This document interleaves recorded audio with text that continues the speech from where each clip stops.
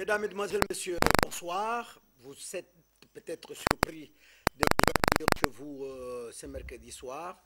D'habitude, il y a une émission très prisée qui vous suivez. Quand vous nous voyez, c'est-à-dire que c'est le sport qui bouscule un peu le programme. Et le sport aujourd'hui est tout heureux d'accueillir sur ce plateau la France chez nous.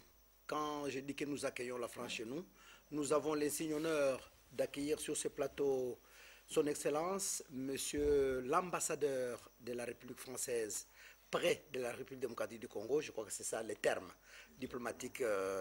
C'est Monsieur Pierre Jacquemot. Monsieur Pierre Jacquemot, bonsoir. Bonsoir. Bonsoir. Monsieur Pierre Jacquemot est accrédité dans notre pays depuis 2 ans.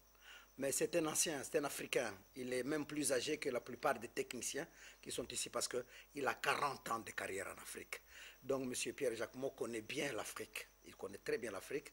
Et s'il vient aujourd'hui sur ce plateau, c'est pour vous dire qu'il y a un grand événement ce soir.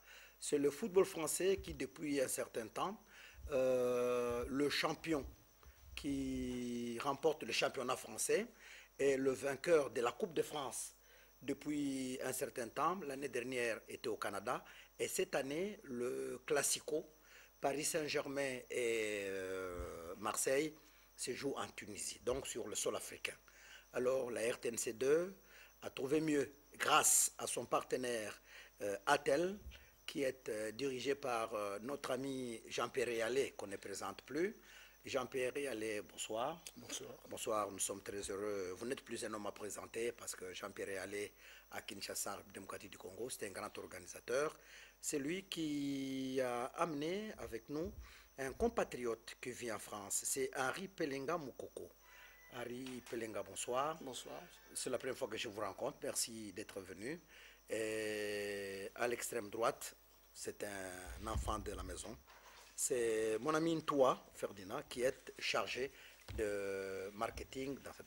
L'événement, tout dans moins de 15 minutes, c'est Classico qui oppose Paris Saint-Germain à l'Olympique de Marseille et le match se joue en Tunisie. Excellence, Monsieur l'ambassadeur, bonsoir encore une fois. Merci de nous avoir fait l'honneur de venir ici. Bon, dans votre vie, vous avez été sportif et vous êtes sportif aussi. Oui, je suis sportif, mais je ne suis pas footballeur. Voilà. Ici, nous allons parler de football. C'est la France qui se déplace en Afrique, comme la France s'est déplacée à la RTNC2. Alors, entre Paris Saint-Germain et Olympique de Marseille, bon, il serait peut-être... c'est très délicat de vous demander, vous penchez sur quel côté? Écoutez, d'abord, je vous remercie de m'inviter. Je trouve que c'est très bien que... On se délocalise en Tunisie cette année, comme on l'a fait l'année dernière en Québec. C'est peut-être une manière d'ailleurs de redorer un petit peu le blason du football français qui a été meurtri par des événements malheureux. La désastreuse participation à la Coupe d'Afrique. Tout à fait déplorable. Et je crois que c'est une bonne initiative que de montrer une autre image du football français et de l'amener en Tunisie, qui n'est pour Marseille juste la traversée de la Méditerranée.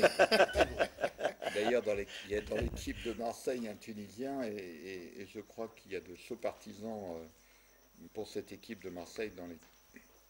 Voilà, donc je trouve que cette initiative est tout à fait excellente, de montrer les 2 meilleures équipes françaises de l'année dernière, puisque l'une a gagné le championnat. Ça veut dire que c'est celle qui a été la plus...